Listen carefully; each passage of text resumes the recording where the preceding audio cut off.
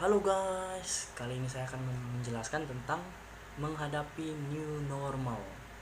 Nah, ini new normal ini sebelum saya masuk ke penjelasannya, eh, new normal ini dalam penjelasan new normal yang saya berikan ini dalam rangka untuk menyelesaikan tugas saya tentang eh, menghadapi new normal, nah itu tugas mata kuliah kewirausahaan di sini. Terus nama dan stambuk saya juga ada di atas, teman-teman bisa lihat. Oke.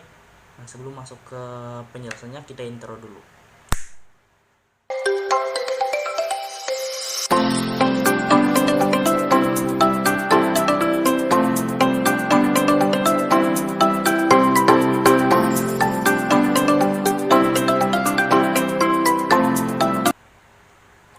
Hai semuanya. Nah, hari ini kita akan membahas new normal. Istilah new normal sendiri muncul ketika beredar berita bahwa COVID-19 di Indonesia akan segera berakhir dalam waktu dekat ini. Nah, di situ istilah new normal mulai bermunculan di media sosial, entah itu Instagram, Facebook, YouTube maupun Twitter. Nah, berikut apa sih itu new normal? Nah, new normal sendiri adalah aktivitas masyarakat yang tadinya di karantina, dirumahkan semuanya, kini dilonggarkan. Masyarakat bisa dapat kembali bekerja, entah itu orang kantoran, pokoknya semua pedagang, pengusaha semuanya dapat kembali bekerja seperti biasa. Terus anak sekolah juga bisa kembali bersekolah. Tetapi dibatasi dengan selalu membawa hal-hal sebagai berikut, entah itu masker, hand sanitizer, dan menjaga jarak antara masyarakat yang satu dengan masyarakat yang lain. Nah, itu yang disebut new normal. Tetapi ada beberapa pertanyaan, beberapa orang masih mempertanyakan bagaimana menjalankan kehidupan dalam menghadapi new normal ini. Terus apa sih itu new normal? Itu cuitan-cuitan yang masih sering bermunculan di media sosial, terutama di Twitter. Nah, berikut adalah beberapa cuitan dari pengguna Twitter yang masih mempertanyakan new normal. Ini dia, teman-teman bisa lihat di atas ini. Nih, bunyinya nunggu keputusan new normal dulu, kayak teknisnya gimana. Jadi belum tahu apakah new normal kita kuliah tatap muka atau tetap online sampai zero case, dari @rotikincir. Nah, terus ada lagi cuitan dari @aisyah.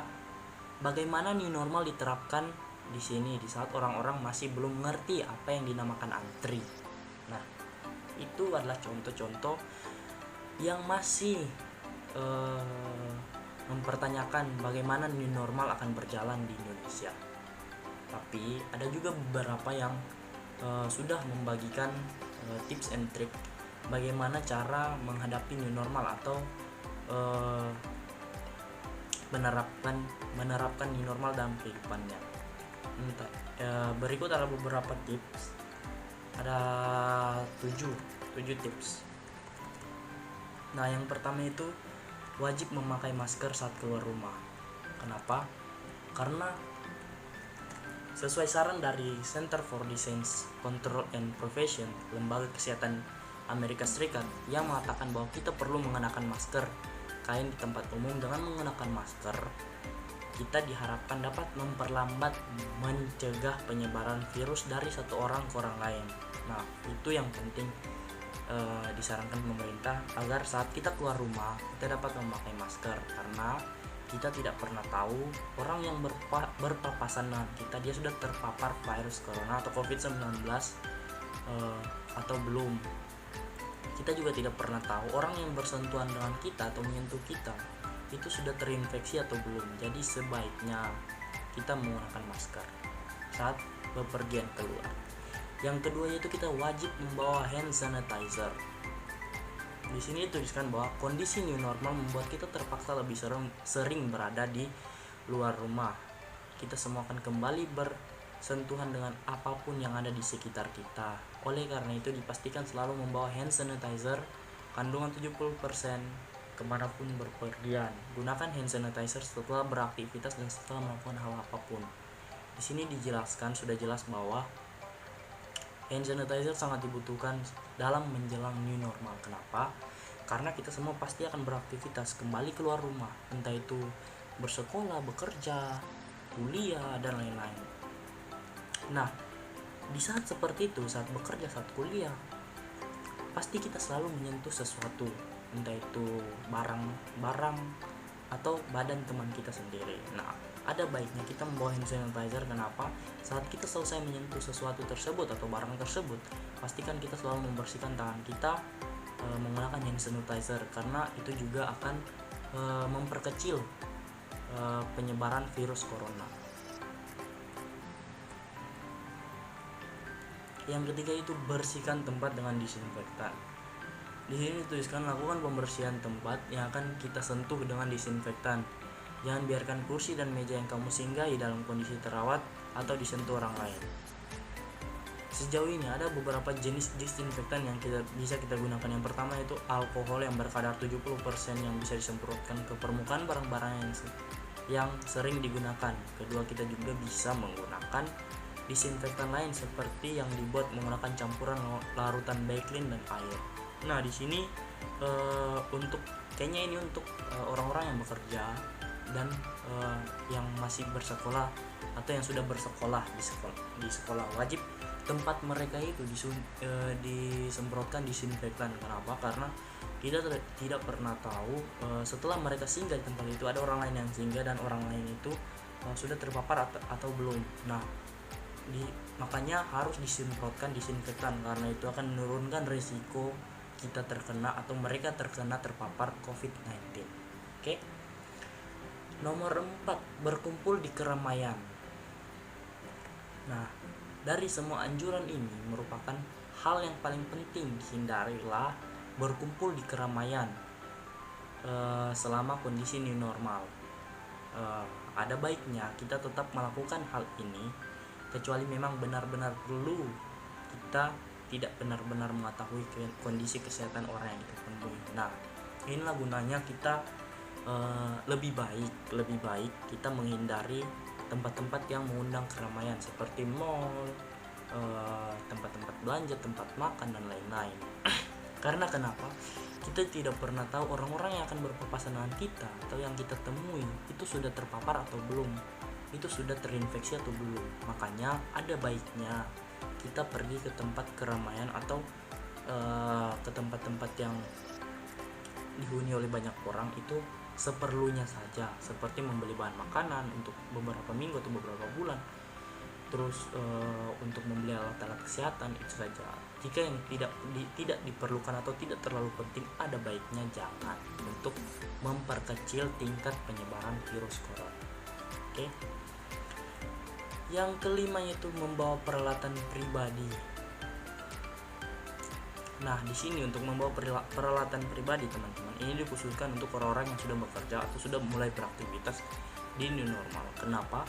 Karena membawa peralatan pribadi dari rumah lebih safe, kayaknya lebih aman untuk menurunkan risiko mereka bisa terpapar virus corona. Karena jika mereka menggunakan peralatan umum seperti tempat makan, tempat minum, dan lain-lain, mereka justru akan memperbesar resikonya terkena virus corona. Karena jika peralatan umum itu kan pasti tidak dipakai oleh hanya satu orang, pasti banyak orang yang memakainya. Jadi ada baiknya teman-teman atau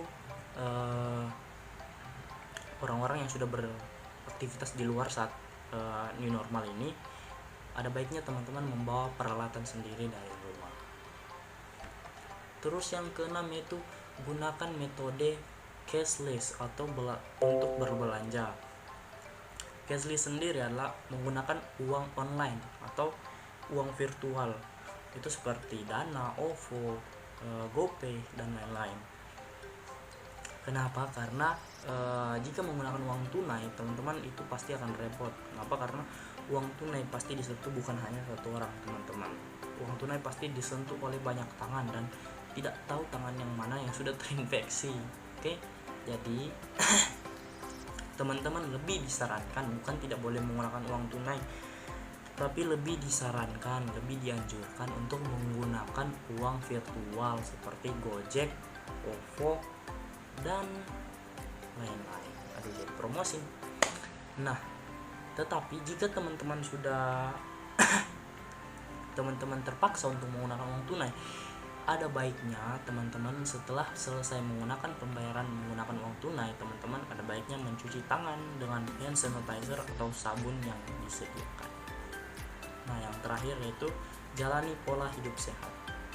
Nah, di sini ini untuk yang kaum berbahan. Nah, menjalani pola hidup sehat. Di sini kita kembali lagi dengan karantina. Nah, di sini di karantina orang-orang banyak senang. Kenapa? Karena udah otomatis kalau udah karantina pasti mereka rebahan dong di rumah dong. Main game, nonton film, streaming, nonton YouTube dan lain-lain. Mereka jadi lupa saat mereka melakukan itu imun tubuh mereka menjadi lebih menurun, daya tahan tubuh mereka menjadi lebih menurun. Karena kenapa? Mereka menjadi lebih malas, mereka lebih memilih di kamar rebahan. Nah, itu juga dapat memperbesar risiko mereka tertular.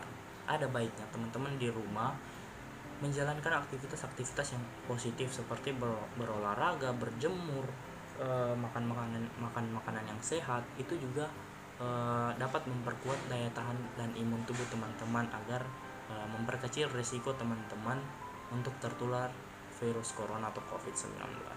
Nah, sekian dari saya penjelasan singkat mengenai bagaimana kita menghadapi new normal. Nah, semoga penjelasan ini bermanfaat dan teman-teman dapat mengikuti tips dan trik yang saya berikan. Ya, stay safe dan bye bye.